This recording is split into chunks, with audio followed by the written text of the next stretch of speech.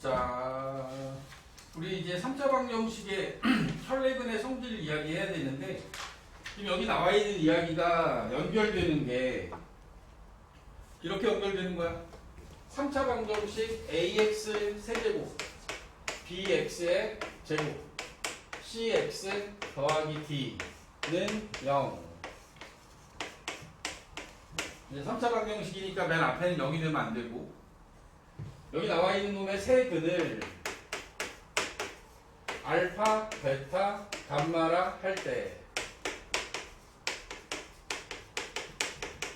첫 번째 나온 이야기가 근과 계수의 관계였지. 그래서 알파 더하기 베타 더하기 감마는 마이너스 a분의 b.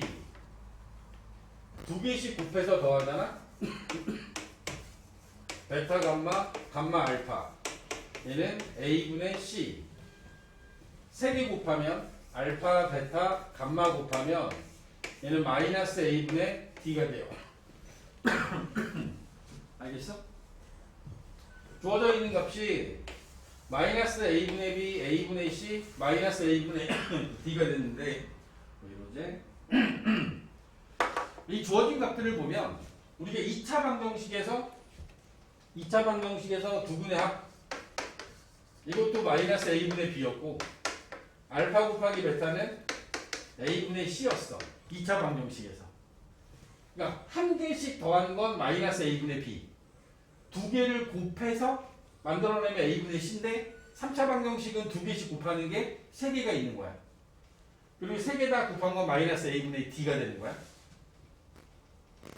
모든 방정식에서, 모든 n차 방정식에서 a 곱하기 x의 n제곱, b 곱하기 x의 n-1승, 그 맨 뒤에 여기에 x 앞에 뭐가 올 거고, 그다음 뭐가 올 거고, 여기 c로 이렇게 끝났다라고 합시다.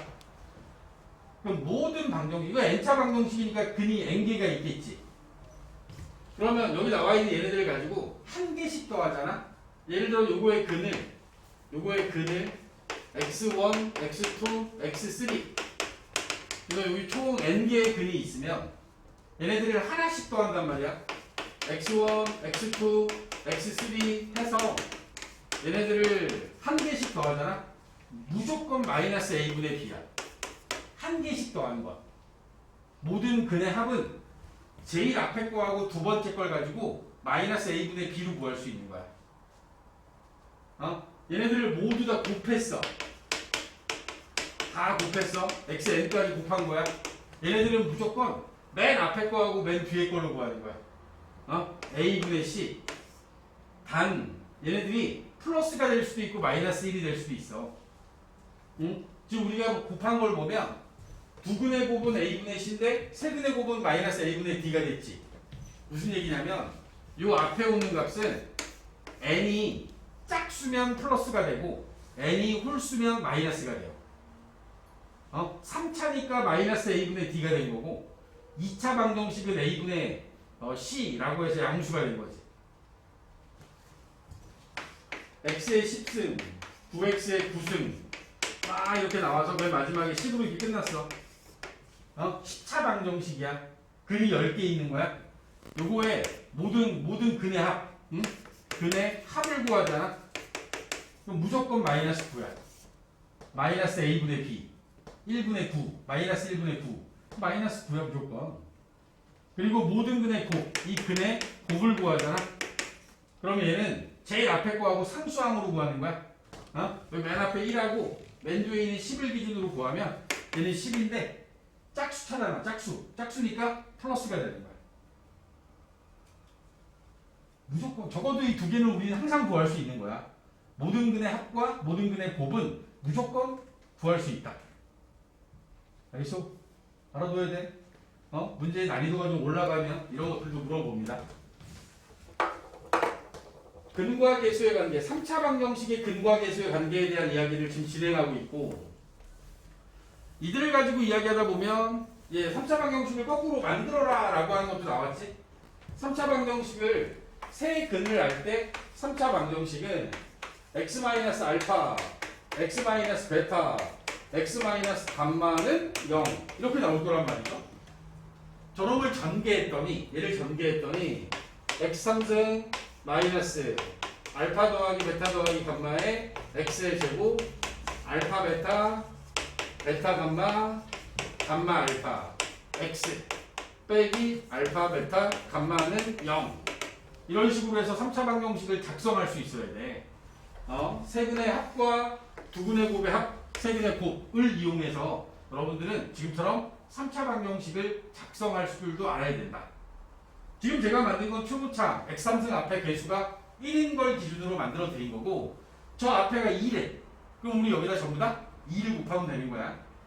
저 앞에가 3이면 양변에 3을 곱하면 되는 거고. 이게 3차 방정식 세 근을 알 때 3차 방정식을 작성하는 방법이 되고 자, 이제 오늘 우리가 풀려고 하는 혈내근이라고 하는 건 사실 얘는 3차에서 나온 개념이 아니고요. 이 혈내근이라고 하는 건 2차 방정식에서 나온 거야.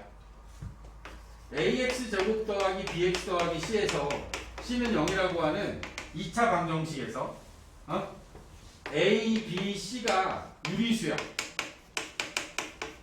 근데 한 근이 p 더하기 q 루트 m이 근이래. 그러면 다른 한 근은 반드시 p 빼기 q 루트 m도 근이 될 수밖에 없다. 왜? 근의 공식의 구조상 이렇게 나올 수밖에 없는 거야.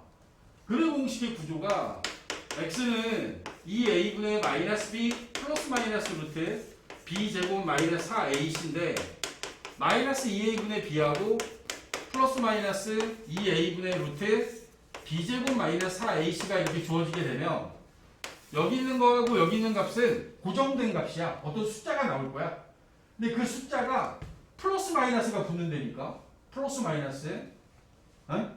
그러니까 하나는 플러스가 나오면 마이너스가 또 다른 근이 따라 나와야지. 그지? 그렇지 않니? A, B, C가 실수야. 얘가 실수래. 이때는 P 플러스 QI가 근이잖아? 그럼 반드시 P 빼기 QI도 근으로 따라 나와야 돼.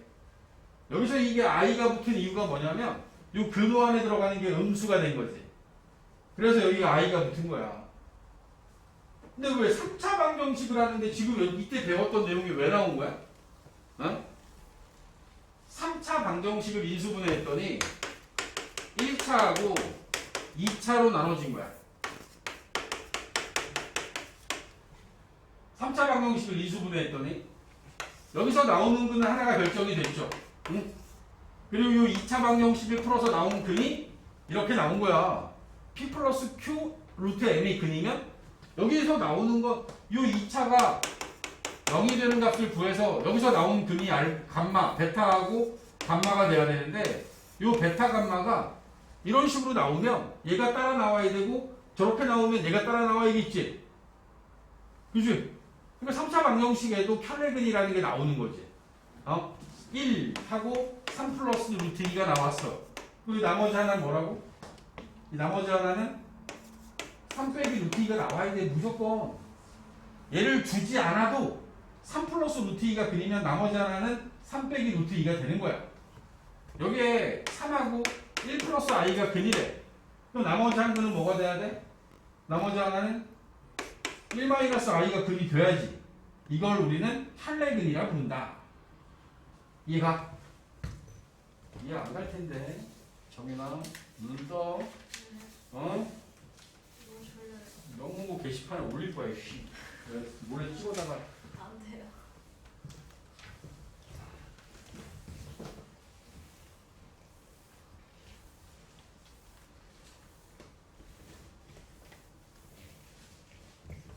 전체적인 학교들의 분위기 자체가 요즘엔 다 비슷해요. 응? 다 비슷합니다. 전에는 광문이 안 좋다, 뭐 충현이 안 좋다 이런 얘기가 있었는데 이제 평준화가 된 이후에 학교의 분위기 전부 다 비슷해지고 오히려 이제 광문이나 충현은 막 자기 학교 안 좋다고 그러니까 막 뭔가를 막 한 거지. 그래서 내가 잘 못해요. 못하는데 케어받는 건 사실 힘들어요. 학교에서 뭔가 이렇게 잘해주고 그러지 않아요. 다만 내가 잘하는 그러니까 중간 이상으로 올라가기 시작하면 모든 학교가 동일하게 나중에 이제 대학 입시 실적이라고 하는 게 있기 때문에 그런 부분들을 만들기 위해서 각 학교들이 전부 다 노력을 합니다. 그런 면에서 오히려 광명이 그게 제일 약해요. 그래? 광명고는 이제 개별적으로 좀 도와주는 게 별로 없어. 그래서 자기가 알아서 잘해야 돼. 근데 다른 학교들, 광명을 제외한 나머지 학교들은 요즘 좀 열심히 하는 것 같아요. 제일 처음에 열심히 했던 학교가 국보였고, 그 다음에 명문, 그리고 나서 이제 광문이 되게 열심히 한다는 얘기를 작년에도 많이 들리더라고. 작년 졸업생들은 광문고에 대해서 되게 많이 만족해하고 있어. 그래서 운산이나 이런 학교가 활동이 많으니까 나름의 어떤 좋은 그런 수시 실적들이 나오긴 하는데, 근데 이제 그런 활동들이 대부분의 학교가 거의 비슷하게 이제 진행을 하는 것 같아. 그래서 그 안에서 자기가 중학교 성적은 다 없어지는 거야. 중학교 성적은 고등학교, 대학교 갈 때 전혀 안 써. 전혀 안 쓰니까 중학교 때 내가 잘했든 못했든 중요하지 않아. 중학교 때 1등 하다가 고등학교 가서 1등 못하면 1등 아닌 거야. 고등학교 들어가서 이제 여러분들의 실력을 특히 첫 번째 중간고사에 여러분들이 좀 신경을 많이 쓰셔야 될 겁니다. 중간고사의 성적이 만들어지게 되면 그것으로부터 조금씩 올려나가는 과정들을 거쳐갈 건데 중간 때 못 보거나 그래 버리면 그러면은 그걸 올리는 게 계속 힘들어요. 올려야 되는 폭이 넓어지니까. 물론 내가 실수하고 정말 공부를 안 해서 못 봤다. 그럼 공부하면 올라가겠지. 근데 이게 모든 성적이 다 동일하게 대학 갈 때 쓰인다라고 생각하는 게 맞는 거야. 그래서 고등학교 때 첫 번째 수행평가 잘 챙기세요. 그리고 선생님들하고 싸우지 말고 이게 생활기록부를 선생님들이 쓰는 거라. 그래서 생활기록부에 써져 있는 내용들의 문제가 생기기 시작하면 그럼 나중에는 정시밖에 방법이 없어. 수능 갖고 대학 가야 되잖아. 근데 분명한 건 학교 내신 챙기는 게 훨씬 쉬워요. 수능이 훨씬 어려운 거야.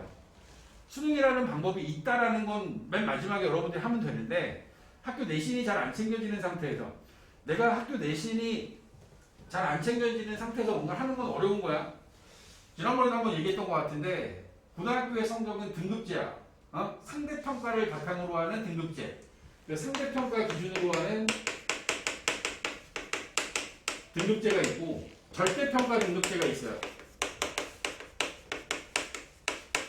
음미체 같은 거 있죠? 음악미술 체육 이런 것들은 절대평가입니다. 얘네들은 상대평가가 아니야.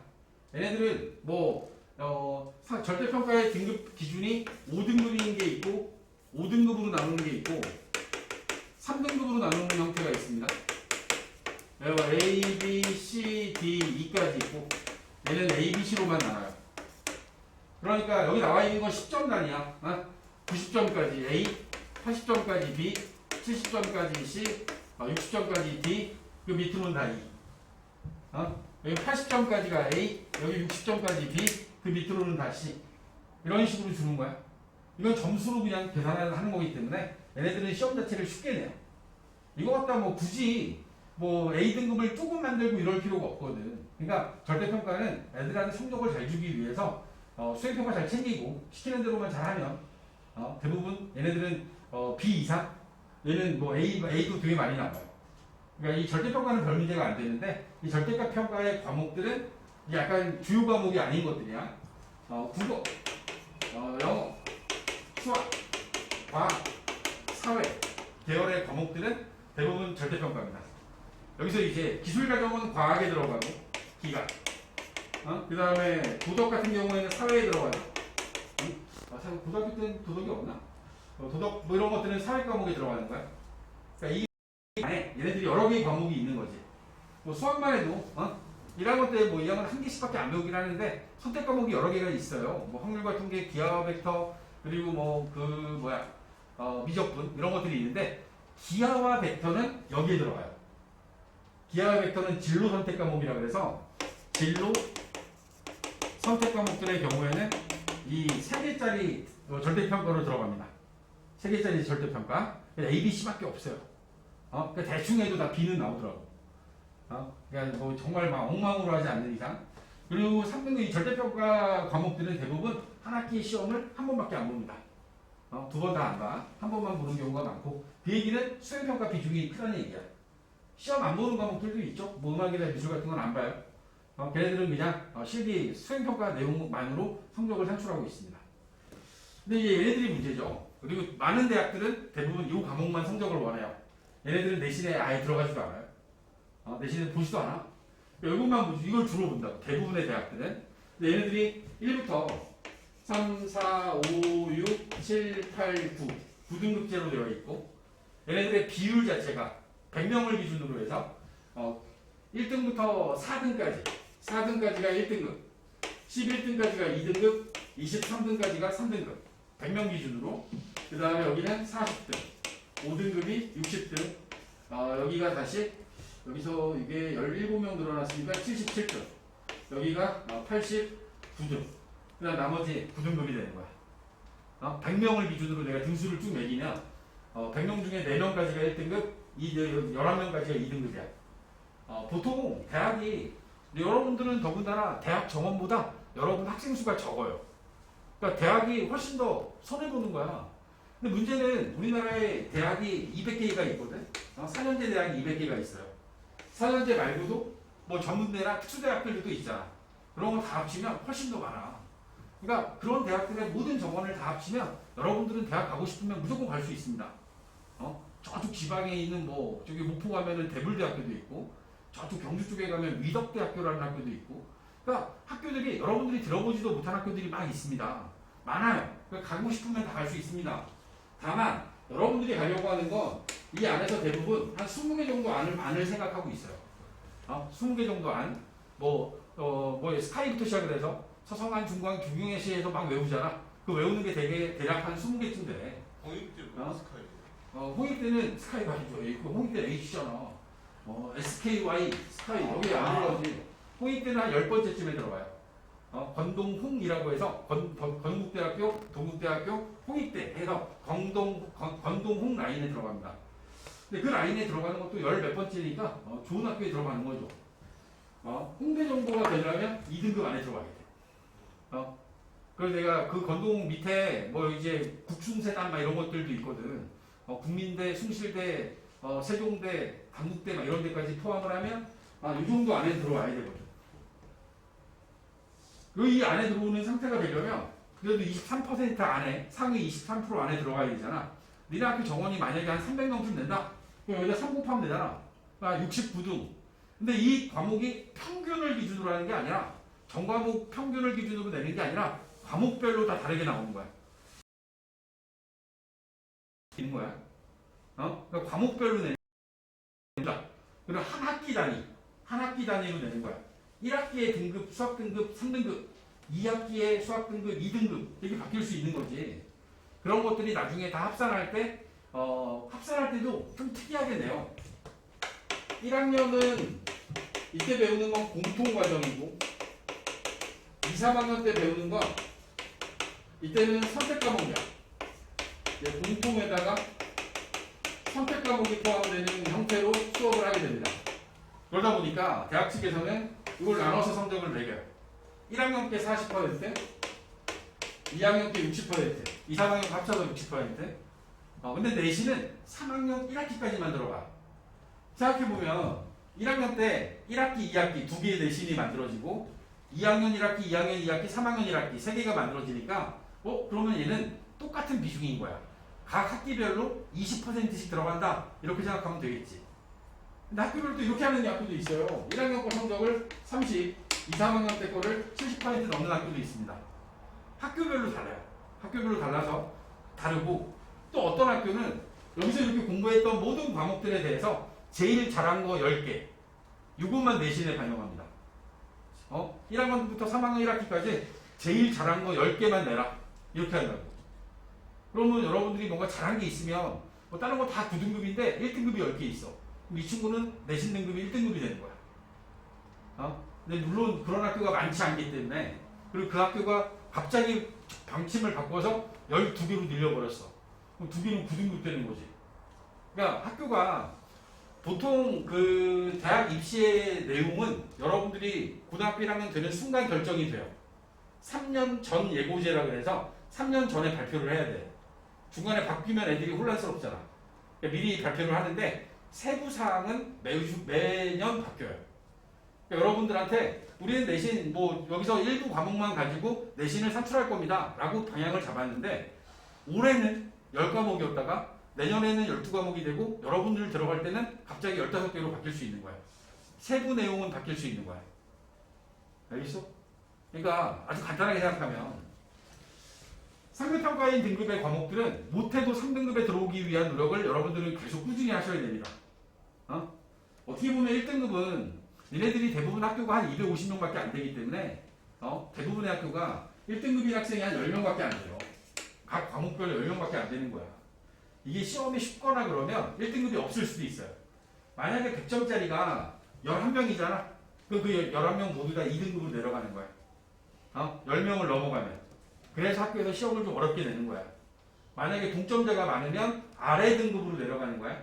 아래 등급. 100점이 만약에 24명이야. 그러면 24명이면 그 100점 맞은 애가 전부 다 4등급 되는 거야. 23명까지만 3등급인데 이게 24명이 100점을 맞으면 이 밑으로 내려보내야지. 4등급으로 전부 다 기록이 되는 거야. 시험을 쉽게 내는 건 절대로 좋은 건 아닙니다. 상대평가 과목은 적당히 어려워주는 게 좋아요. 내가 70점을 받았는데 3등이야. 그럼 얘는 1등급인 거야. 70점이 중요한 게 아니라 등수가 중요한 거야. 상대평가는 석차 기준이 되는 거야. 절대평가는 점수가 기준이고. 알겠니? 네? 이런 내용도 알고 있어야 돼. 여러분도 그래야지 뭔가 대응을 할 거 아니야. 그래서 골고루 다 4등급보다는 한 절반은 2등급이고 절반은 5등급인 게 차라리 나. 알았어? 그냥 골고루 잘하는 건 별 의미가 없어. 내가 차라리 잘할 수 있는 건 잘하고 좀 약한 것들은 좀 떨어지더라도 걔네들이 좀 이렇게 편차가 있는 게 차라리 낫습니다. 9등급만 아니면 되게 여기 한 7등급 미만 아니면 돼. 여기 7등급이 없네. 뭐 1, 2, 3, 4, 5, 6, 7. 7이 없어졌어. 등급은 특지 않은 이상이 내려가지 않아요. 그렇지 않더라고. 또 내려가는 놈이 있더라고. 5, 그 다음에 6, 7이 89. 여기가 90, 96. 96등 밑에가 9등급이니까 100등까지. 97, 98, 99, 100. 여기가 이제 9등급이겠죠. 그러니까 적어도 한 5등급 밑으로 안 내려가기 위한 노력을 하시는 게 제일 좋고요. 과목별로. 그리고 이왕이면 3등급 이내에 들어오기 위한 노력들을 하는 게 중요하다. 그리고 한 번 꺾였다고 해서 절대로 거기서 끝내면 안 돼. 내가 중간고사 봤어. 기말고사 볼 거야. 중간, 기말, 수행평가. 이 세 가지가 합쳐져서 한 학기 내신이 되는 거니까 중간을 내가 못 보면 기말을 어떻게든 끌어올려야 되고 그리고 수행을 잘 챙기셔야 돼. 나중에 수행을 합산해놓고 나면 지필로는 1등급인데 수행 딱 합치면 3등급 되는 애들. 그러니까 막 시험만 신경 쓰는 애들 보면 그런 애들도 있어요. 근데 반대로 시험은 못 보는데 평상시에 착실하게 하는 친구들은 지필적 성적으로는 한 3등급밖에 안 되는데 수행 합쳤더니 2등급 되는 그런 경우들도 많이 보입니다. 그러니까 수행으로는 한 등급 정도 올릴 수 있고 지필로는 한 2등급까지 올릴 수 있어요. 뭐 그들의 차이가 있다라면 지필 비율이 대부분 다 높으니까 지필이 뭐 아무리 차이 나도 60대 40 지필 60에 수행평가 40 보통 70에 30 수학 같은 경우에는 80에 수행이 한 20 정도 들어가는 그런 경우들이 많고 요즘에 막 이게 아이들한테 과정 중심 평가라 그래서 수행에 대한 비중을 자꾸 높이고 있는 중이야. 그러니까 학교에서 하라는 거 잘하시고 학교에서 뭐 이제 수행평가를 대신하는 시험 같은 거 있으면 나한테 바로바로 알려주시고 성적과 관련되는 것들은 특히 수학은 성적과 관련되는 건 나한테 얘기해야 돼. 그럼 선생님이 도와줄 수 있는 것들은 계속 도와서 채워나가야 되니까 좀 각오도 좀 새롭게 하시고 정신을 바짝 차리고 고등학생이라고 하는 것 자체가 여기에 얽매일 수밖에 없는 거지. 내가 대학을 안 갈 거면 모르겠는데 대학을 갈 거라면 성적에 좀 목매는 것도 필요하고 그러면서 여러분들이 활동이나 이런 게 그러니까 이런 성적 외적인 부분이 있죠. 성적 외적인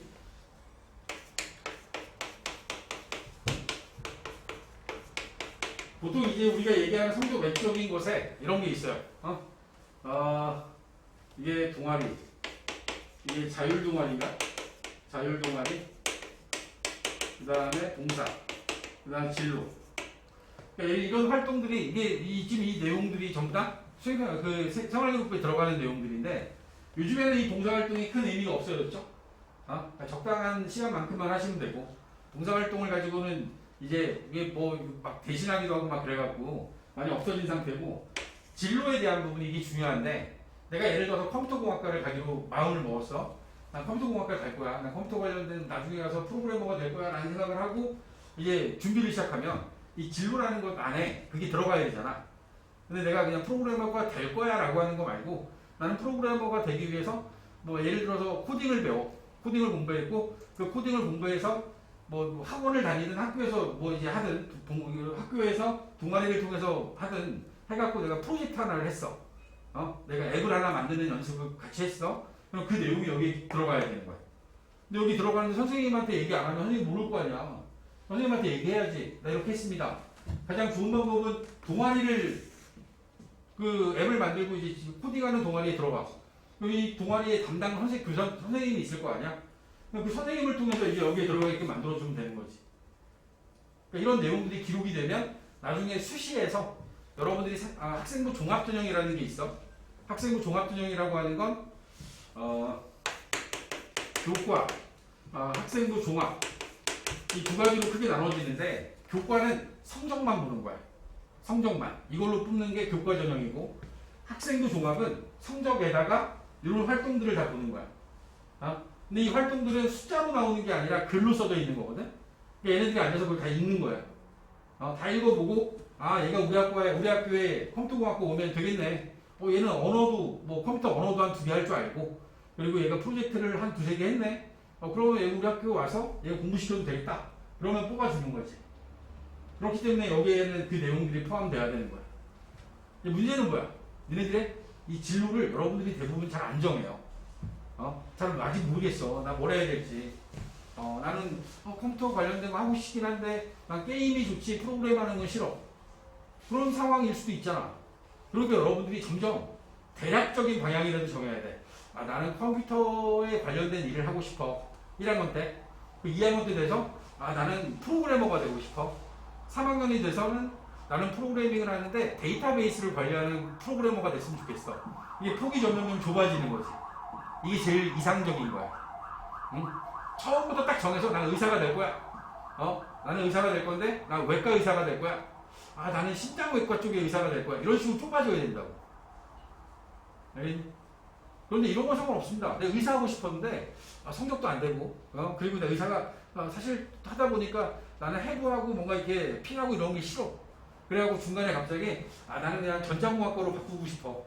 바꿨어. 근데 이 계기가 내가 의사를 목표로 해서 공부를 시작했는데 내가 피를 보면 무서워하는 그런 성향이 있었던 거지. 그런 것들이 발견되면서 이런 게 두려워서 난 이쪽으로 바꿨어 라고 하는 명확한 이유가 있으면 중간에 진로가 바뀌어도 상관없습니다. 근데 이러면 안 돼요. 내가 의사가 되고 싶었는데 성적이 안 돼서 전자공학과로 바꿨어. 그러면 이거는 내가 뭘 해도 뽑아주는 사람들 입장에서는 성적 안 되니까 바꿨네? 이런 느낌이 들어가면은 안 좋아하는 거지. 이제 명확한 이유가 있는 건 중간에 진로가 바뀌어도 상관없습니다. 진로를 바꾸는 건 상관이 없는데 그들에 대한 이유가 좀 명확할 필요는 있다. 다른 거 말고 딱 하나는 정하셔야 돼요. 내가 인문계열이냐 문과 아니면 내가 자연계열이냐 이것만큼은 정하고 시작하는 게 맞습니다. 인문계열은 경상, 경제, 상업, 순수 인문 그리고 어학 이 관련된 계열이 인문계열이에요. 경제, 경영, 그 다음에 뭐 무역 막 이런 것들에 관련된 게 문과고 그 다음에 인문계열이라고 하는 건 철학 아니면 뭐 사회과학, 심리학 이런 것들은 인문계열 그 다음 어학은 영어 영문학과 뭐 아니면 어떤 그 언어를 주로 하는 게 이 문과 계열이 되는 거고 자연계열은 자연과학 그 다음에 공학 그 다음에 보건 여기에 의, 시, 한 그 다음 간호 이런 것들이 들어가겠죠. 그러니까 자연과학은 순수하게 수학 공부를 하고 싶어서 수학과를 간다든가 물리학과, 화학과, 생명과학과 이런 것들이 들어가면 자연이 되는 거고 그다음 공학은 그것들을 사람들이 쓰게 만드는 거죠. 예를 들어서 화학과는 자연이야. 근데 공학과는 이건 공학 계열인 거야. 얘는 화학을 공부하는 거고 여러분 과학 시간에 배우는 그 화학을 이용해서 사람들이 쓰는 뭐 화장품을 만든다든가 아니면 대체 에너지를 만든다든가 이런 일을 하는 건 화학공학이 되는 거야. 뭐 신재생 에너지 뭐 이런 것들을 만드는 건 화학공학이 되는 거지. 그러니까 이거는 만드는 거고 여기 위에 거는 그 재료에 대한 연구를 하는 게 화학과야. 좀 다르죠? 보통 자연과학 계열이 좀 낮아요. 취업하고 조금 거리가 있어 보여서 얘네들이 취업에 대한 직접적인 걸 배우는 거지. 근데 지금 웃기는 게 뭐냐면 회사들은 이 위에 있는 애를 더 좋아해요. 왜 그럴 것 같아? 원리를 알아야 되는데 얘네들은 원리를 안 배워요. 원리를 안 배우고 직접 쓰는 것들, 만들어내는 것들 위주로 배운다고. 전자공학보다 물리학을 공부하는 애들을 더 좋아합니다. 물리학을 공부하는 애들은 이 전자공학에서 배우는 반도체를 만든 얘네들은 반도체에 대한 걸 공부하는 거고 여기 위에 있는 애들은 그 반도체의 원리를 공부하는 거야.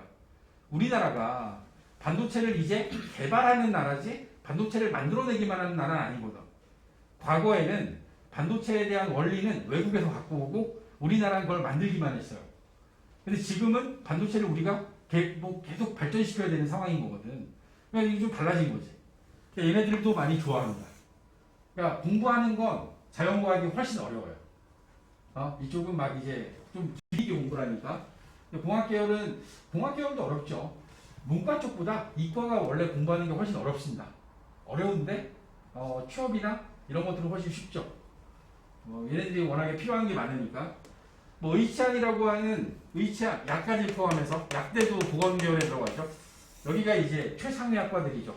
점수로 따지면 상위 1% 애들이 가는 학과들이고 그리고 이 밑에 이제 간호도 있고 뭐 물리치료라든가 아니면 이제 세부적으로 요즘에 많이 나눠져 있으니까 그런 부분들을 포함하고 있는 게 보건계열이 되는 겁니다. 여기까지는 이과야. 위에 나와 있는 그 어느 쪽으로 내가 방향을 잡을 것이냐라고 하는 부분들 이런 것들도 생각을 하셔야겠죠. 물론 여기에는 예체능 계열도 있습니다. 그죠? 미대, 음대, 체대 이쪽 애들은 이쪽으로 들어가는 거야. 오케이? 예체능 계열은 대부분 실기평가를 같이 병행을 하기 때문에 혹시 내가 예를 들어 내가 운동을 하고 싶은데 운동을 하는 데 있어서 필요한 내용들은 얘네들이 기초 체력 테스트라는 시험을 봐요. 그래서 그런 시험을 보고 뽑는 학교들이 있고 미대 같은 경우에도 마찬가지 실기평가를 보는데 근데 요즘에 약간 바뀌었어요. 우리나라 미대 중에 제일 좋은 학교가 홍익대인데 홍익대는 실기평가를 안 봅니다. 무슨 얘기냐면 배워오는 걸 싫어해요. 대학에 와서 뭔가 창의적인 그 예술작품을 만들어내야 되는데 이놈들이 맨날 똑같은 그림만 그려갖고 온 거야. 고등학교 내내 막 입시학원 다니면서 똑같은 그림만 그려오니까 우리는 그림 잘 그리는 애들 말고 똑똑하고 창의적인 아이들을 뽑아서 대학에서 가르치겠다. 이런 의미로 홍대 같은 경우에는 아예 실기시험을 안 봅니다. 어떻게 봐요? 그냥 성적으로 가는 거죠. 성적 좋은 애 받아서 오면 그럼 거기서부터 가르치기 시작하는 거지. 근데 그림 잘 봐봐. 막 TV에 나오고 그러는 그림들 보면 말도 안 되게 막 이상한 그림들 많잖아. 송민호도 그림 그리는데 요즘에 그런 애들 그려놓은 그림 보면 그냥 예쁘게만 그린 거잖아 라고 나는 생각을 하거든. 근데 걔네들이 생각하기에는 되게 창의적이래. 난 도저히 이해할 수 없어. 막 그런데 그렇게 얘기하니까 예체능 계열은 난 잘 이해가 안 가더라고. 이런 정도로 여러분들이 진로를 이 안에서 적어도 내가 문과냐 이과냐 정도는 판단을 하셔야 선택 과목들을 한 5월 달쯤에 결정해야 되거든. 2학년 때 배울 선택 과목을 5월, 6월 달에 결정을 해요. 그러면 지금부터 고민해 놓지 않으면 뭘 선택해야 되는지 모르잖아. 문제는 사회하고 과학이거든. 사회를 많이 볼 거냐, 과학을 많이 공부할 거냐. 이것들에 대한 고민들을 해야 된다고. 대략적인 방향들 결정하시고 준비하셔야 될 겁니다. 학교도 매점도 됐고 빌빌 돼서 잠깐 딴 얘기 했습니다. 127쪽 문제 풀겠습니다.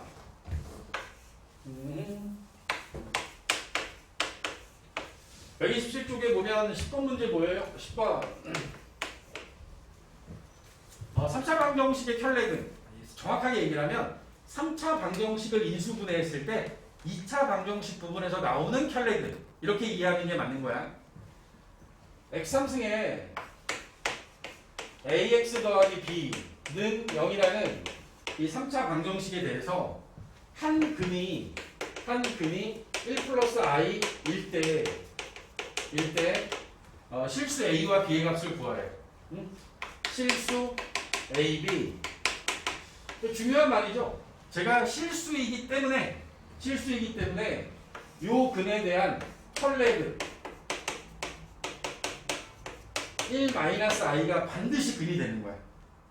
1 플러스 i가 있다는 얘기는 1 빼기 i도 들어있다는 얘기야. 그리고 3차니까 근이 하나 더 있겠지. 그지?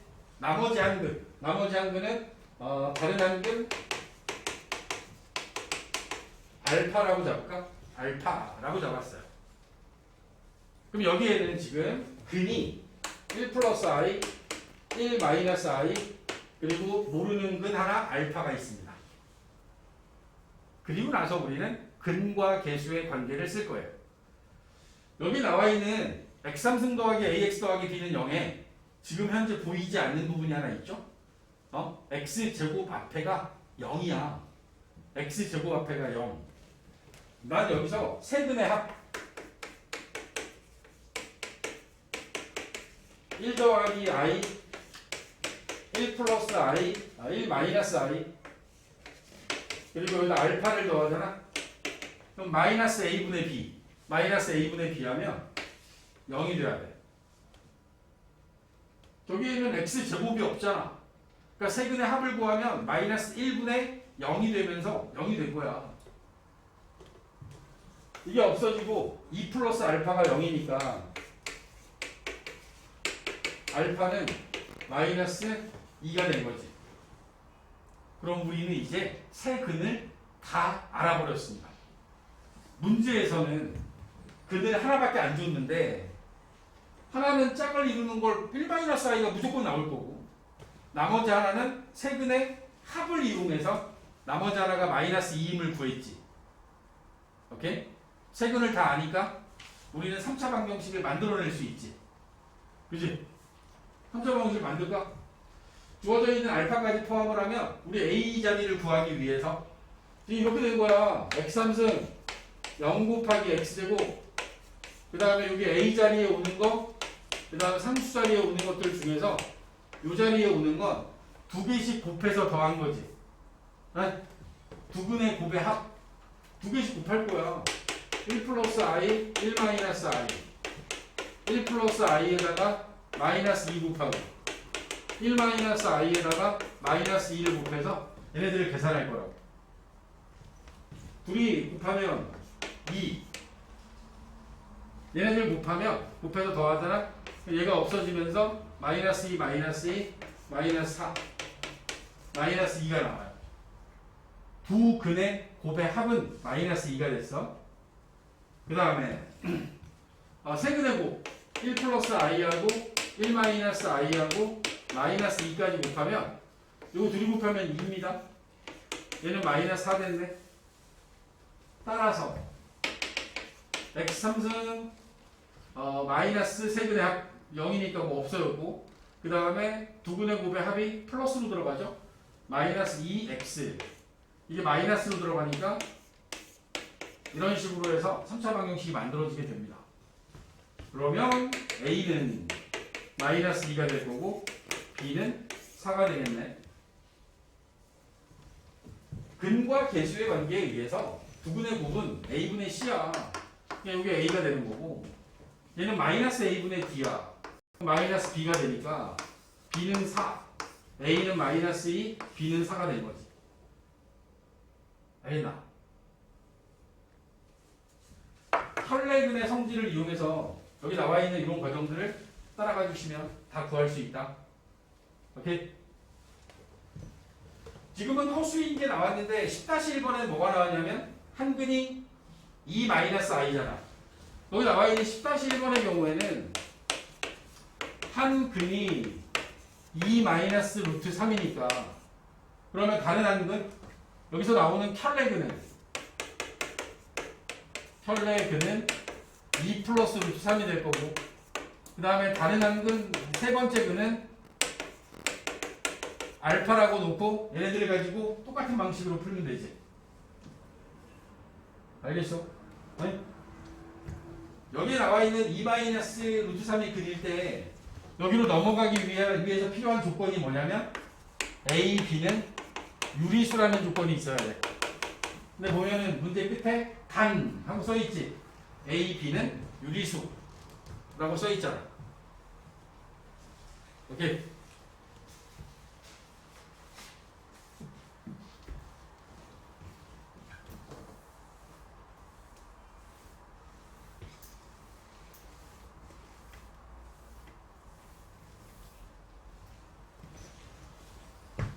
다음 페이지입니다. 다음 페이지에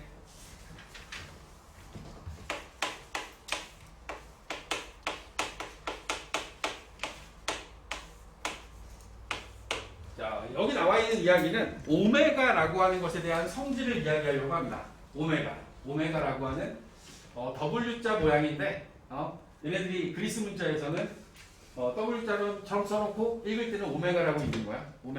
오메가라고 읽어주는 이 끝을 꼬부러준 이 기호를 우리 오메가라고 불러요. 이것도 오메가인가? 이게 뭐였지? 이렇게 생긴 거?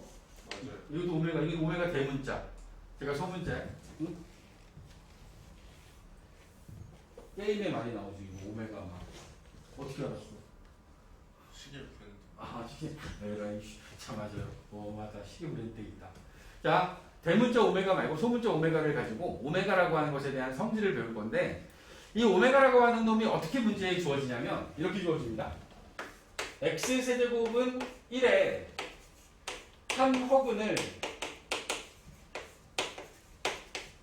오메가라 할 때 이게 문제의 시작이에요. 물론 이거 말고 이렇게 나올 때도 있어요. 여기가 x세제곱은 마이너스 1일 때 이것도 오메가로 쓰이기도 합니다. 그러니까 오메가는 우리가 외우고 있는 게 아니라 어떤 방정식의 한 허근을 오메가라고 정해주는 거야. 모든 문제를 다 보시면 이게 먼저 시작이 이걸로 시작하는 거야. 오메가를 우리가 외우고 있는 게 아니야. 외우고 있는 게 아니라 가장 많이 나오는 형태 이 두 가지를 갖고 이야기를 할 거다라는 거야. 자, 오메가라는 그는 어떤 성질을 갖냐면 3차 방정식이니까 우리 어떻게 풀어야 되지? 3차 방정식의 풀이 방법은 단 하나밖에 없다고 그랬어. 인수분해. 그지? 자, x3승은 1이다. x3승 마이너스 1은 0이다. 좌변으로 이항하고. 그리고 우리 얘를 인수분해 할 겁니다. 기억하십니까? 인수분해 공식. a3승 빼기 b3승의 인수분해 공식. a-b a제곱 더하기 ab 더하기 b의 제곱. x가 a고 1이 b야. 얘네들을 가지고 인수분해하면 x 빼기 1 x의 제곱 더하기 x 플러스 1은 0 이렇게 인수분해가 되겠지. 그지? 이놈을 풀면 앞에 거에서 x는 1이 글이 나오고요. 이 뒤에 있는 건 더 이상 인수분해가 안 되니까 근해 공식에 대입합니다. x는 2분의 마이너스 1 플러스 마이너스 루트 b제곱 마이너스 4ac 하면 루트 마이너스 3이 돼요. 루트 3i가 된 거죠. 여기서 이야기하는 이 오메가라고 하는 놈은 바로 여기 허근에서 나와야 되지. 한 허근을 오메가로 한다 그랬으니까 오메가라고 하는 값은 2분의 마이너스 1 플러스 루트 3 i이거나 또는 두 개가 들어있는 거니까 두 개가 들어있으니까 얘가 오메가이거나 또는 오메가라고 하는 값은 2분의 마이너스 1 마이너스 루트 3 i일 수도 있는 거야. 그치? 그러면 얘도 우리 방금 전에 배웠던 칼레근의 성질에 의해서 얘가 근이면 다른 한근은 뭐야? 다른 한근은 2분의 마이너스 1 마이너스 루트 3 i가 근일 거고 얘가 근이면 다른 한근은 마이너스 1 플러스 루트 3 i가 근이겠지? 잘 보시면 얘하고 얘는 허수 부분의 부호가 반대지. 그러면 요놈의 현례복소수네. 현례복소수. 얘가 이 위에 거에 현례복소수가 된 거지. 얘네들 두 개가 이렇게 같이 나온 거야, 이렇게. 응? 나온 거야. 오케이? 자, 여기까지는 뭐 그냥 3차 방정식을 풀어서 여러분들이 이해할 수 있는 얘기들을 제가 정리했고, 자, 이제 그럼 우리가 필요한 내용들을 이제 끄집어냅니다. 응? 봐봐. x3승은 1에 한 허근이 오메가야. 다시 얘기하면 x3승은 1이라고 하는 저 방정식에 한 근이 오메가인 거지. 그러므로 오메가를 여기다 대입하면 얘를 세제곱하면 당연히 1이 돼야겠지? 오메가가 근이니까 근은 대입하면 성립해야 되잖아. 오메가 3승은 당연히 1이 돼야 되는 거야. 자, 오메가가 나온 게 어디야? 오메가가 나온 거? 오메가가 나온 거? 이 부분이지. x제곱 더하기 x 플러스 1은 0에 이거의 근, 한 근이 오메가가 된 거야. 맞아? 여기서 나온 거잖아. 얘를 근의 공식에 대입해서. 다른 한 근은 뭐가 돼? 다른 한 근? 보여줬잖아. 오메가가 근이면 오메가 바도 근이지. 오메가의 편례복소수 오메가 바도 근인 거야. 그치? 따라서 오메가나 오메가 바는 요놈의 근이니까 오메가 제곱 더하기 오메가 더하기 1은 0이 돼야 될 거고, 오메가 바의 제곱 오메가 바 더하기 1도 0이겠지. 그치? 오메가하고 오메가 바 더하면 두 근의 합 마이너스 a분의 b 마이너스 1 돼야 될 거고, 여기 이거의 두 근이 오메가 오메가 바니까 두 근의 합을 구하면 마이너스 a분의 b 마이너스 1 돼야지. 두 근의 곱 오메가 곱하기 오메가 바는 a분의 c 1 돼야겠지. 그치? 여기 나와 있는 이 이야기들도 너무나 당연한 얘기지. 오메가 3승은 1이고 오메가 제곱 더하기 오메가 더하기 1은 0이며 오메가 더하기 오메가 반은 마이너스 1, 오메가 곱하기 오메가 반은 1이 되어야 합니다. 얘네들을 가지고 자, 이런 질문들을 합니다. 밑에 나와 있는 문제 잠깐 볼까? x 3승은 1의 한 허근 반드시 문제에 써 있어요. 오메가라 할 때 1번 오메가의 12승을 구하래요. 얘를 어떻게 해? 오메가 세제곱을 4제곱하면 오메가 12승 나오겠지. 근데 오메가 3승이 얼마야? 오메가 3승이 1이니까 얘는 1이 답이겠죠. 2번 오메가의 5승, 오메가의 4승, 오메가의 3승을 더하래요. 얘네들을 오메가 3승으로 묶으면 오메가 제곱 오메가 더하기 1이 될 거야. 오메가 3승은 1이고 오메가 제곱 더하기 오메가 더하기 1은 0이니까 얘네들은 0이겠네. 그치? 오메가 3승은 1인데 오메가 제곱 더하기 오메가 더하기 1은 0이라고 배웠잖아? 얘는 0 돼야지. 오메가의 100승, 오메가의 50승 더하기 1. 오메가의 세제곱이 1임을 이용해서 여기 나와 있는 것의 차수를 2차 밑으로 떨어뜨릴 거야. 3차 밑으로 떨어뜨려야 돼. 자, 오메가의 100승은 오메가 세제곱이 33번 들어가고 오메가 세제곱이 33번 들어가고 오메가 하나 남았지. 99승하고 오메가 하나 남잖아.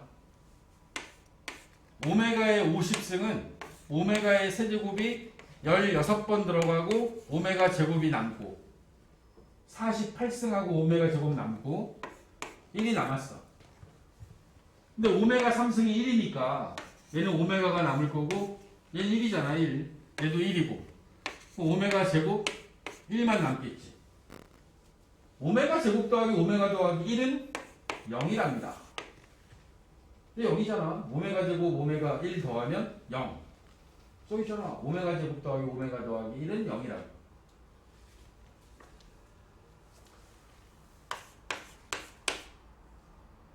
오메가의 제곱에 1 플러스 오메가.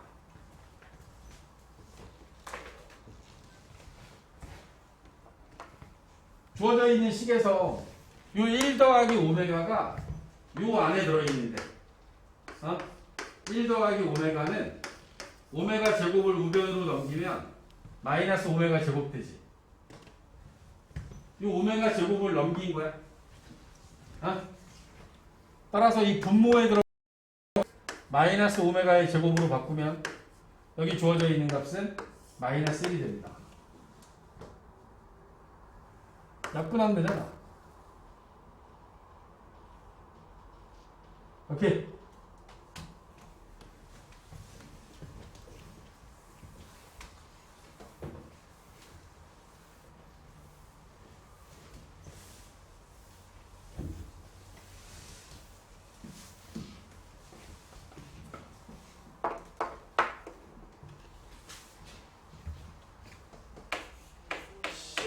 보자. 똑같이 지금 계속 이어서 갈게. 11번에 보면 지금 풀었던 이 내용을 계속 이어서 가는 거야. 지금 방금 전에 했던 걸 이어서 가면 1 더하기 오메가의 제곱 더하기 오메가 4승 더하기 오메가의 6승 더하기 오메가의 8승, 그 다음에 오메가의 10승, 오메가의 12승. 우리는 오메가 3승이 1이라는 사실을 이용해서 저기 나와 있는 걸 3차보다 작은 차수로 전부 다 바꿀 거야. 봐봐. 오메가 12승은 어떻게 쓰면 되지? 오메가 12승은 얼마야? 1이지. 맞아요. 1이야. 오메가 3승의 4제곱이니까 얘는 1이야. 오메가 6제곱도 1이겠네. 오메가 3승의 제곱이니까 1이지. 그치? 눈에 힘빡 줘라. 지금 하고 싶으면. 자, 오메가 10승은 오메가 세제곱을 3바퀴 돌리고 하나 남아요. 얘는 오메가가 남습니다. 단순하게 생각하면 오메가 세제곱이 1이니까 지수를 3으로 나누었을 때 남는 나머지가 남아있는 거야. 10은 3으로 나누면 나머지가 1이잖아. 오메가가 남는 거야. 8은 오메가 제곱이 남을 거고, 오메가 4승은 오메가 하나가 남겠지. 그치? 정리합니다. 1 더하기 오메가 제곱 오메가 1, 오메가의 제곱 오메가 1. 요 세 개는 오메가 제곱 오메가 1 더하면 0이니까 얘 0돼요. 얘도 0이 됩니다. 그래서 남는 건 1만 남은 거야. 오케이. 이해가십니까? 자, 두 번째 보면 오메가 더하기 오메가 분의 1, 오메가 바 더하기 오메가 바분의 1. 오메가가 가지고 있는 여러 가지 성질들 때문에 얘네들은 뭐 이런 식으로 할 수 있을 것 같아요. 첫 번째와 세 번째 오메가하고 오메가 바를 묶고, 두 번째와 네 번째를 통분할게요. 오메가 분의 1과 오메가 바분의 1을 오메가 곱하기 오메가 바분의 오메가 바 더하기 오메가라고 통분하겠습니다.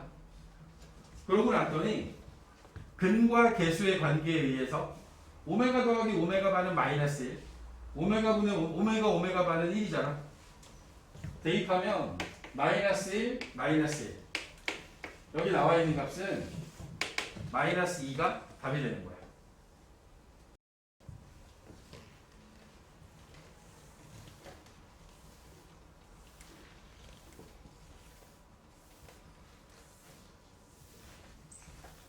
자, 2번 문제를 다른 방식으로 풀어보면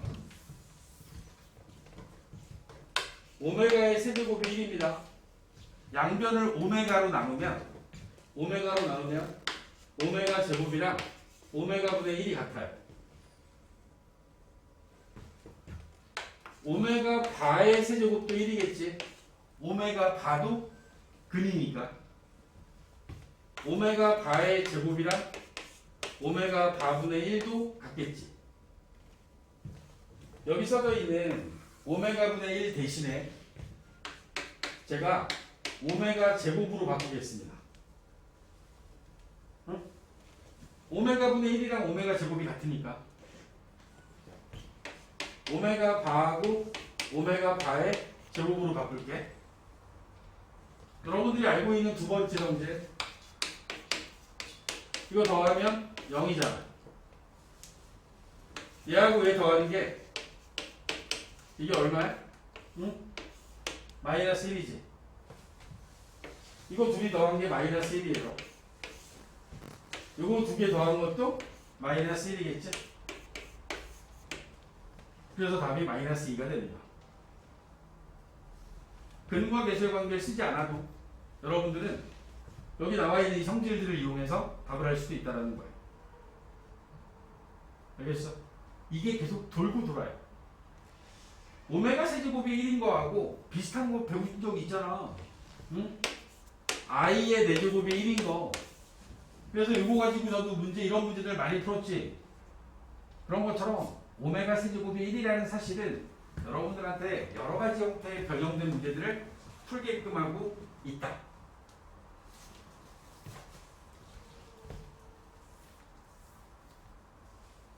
봐봐. 11-3번에 보면 약간 문제가 달라졌습니다.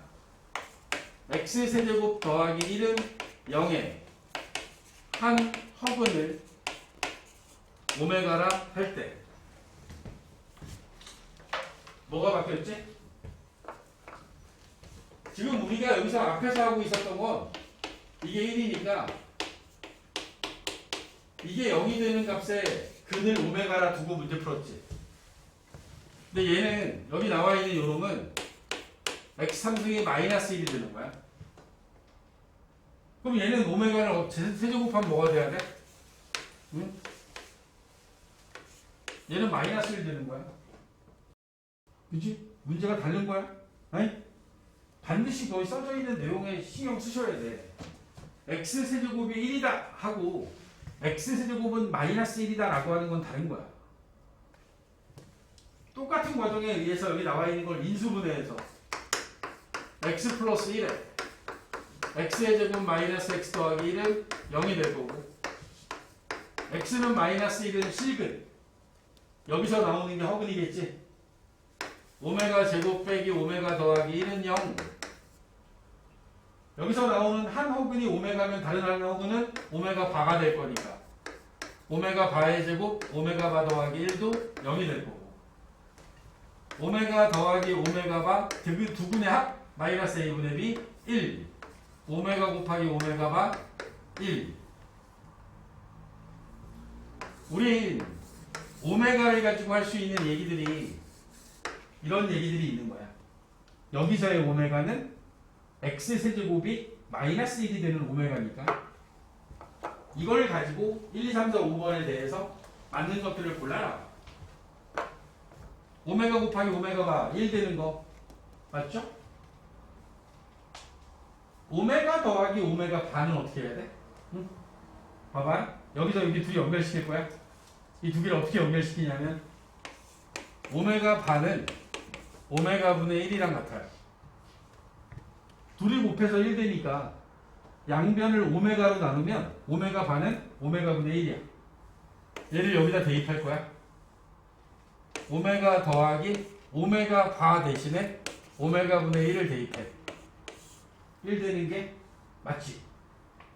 따라서 2번도 맞아요. 2번 틀렸네. 마이너스 1이라고 써있네.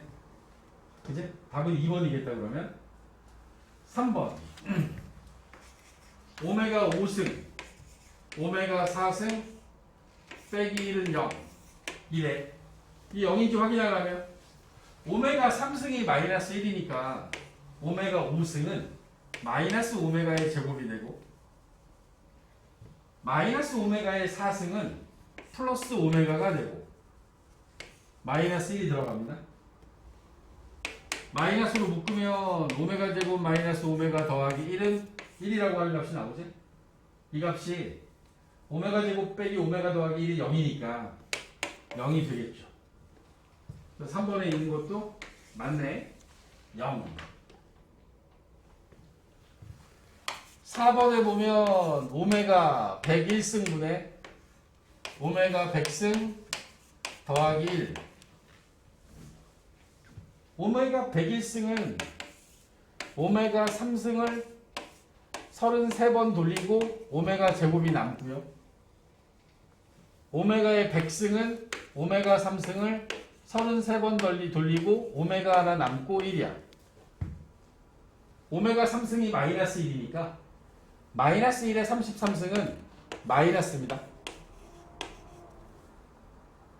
마이너스 오메가 더하기 1이 되겠지. 마이너스 오메가 더하기 1은 마이너스 오메가 더하기 1은 오메가 제곱을 넘기면 마이너스 오메가 더하기 1은 마이너스 오메가 제곱하고 같아요. 분자가 마이너스 오메가 제곱, 분모도 마이너스 오메가의 제곱 1. 4번 보기에 있는 것도 맞죠? 오메가 반은 마이너스 오메가 제곱과 같다. 아까 구해놓은 것 중에 오메가 바가 오메가 분의 1하고 똑같지? 그지?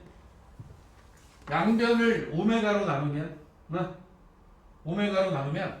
오메가 제곱은 마이너스 오메가 분의 1하고 같아요. 다시 얘기하면 오메가 분의 1은 마이너스 오메가 제곱과 같다는 얘기야. 여기 오메가 분의 1 자리에 마이너스 오메가 제곱을 대입하면 오메가 바와 마이너스 오메가 제곱은 같습니다. 따라서 1번부터 5번까지 중에서 틀린 건 2번밖에 없지. 이해하는 거?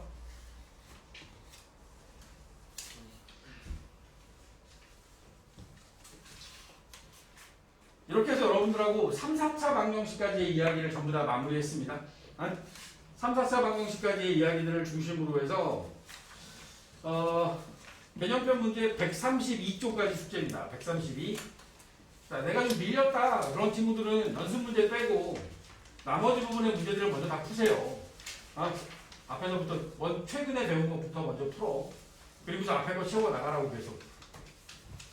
말렙을 기준으로 하면 말렙은 3, 4차 방정식까지 지금 나왔으니까 연립 방정식 전까지 해서 102쪽까지 102쪽 그렇게 많지 않죠? 추가되는 건 그렇게 많지 않습니다. 이 부분에 대한 공부를 해갖고 있는 걸로 오늘은 이 정도에서 마무리하자.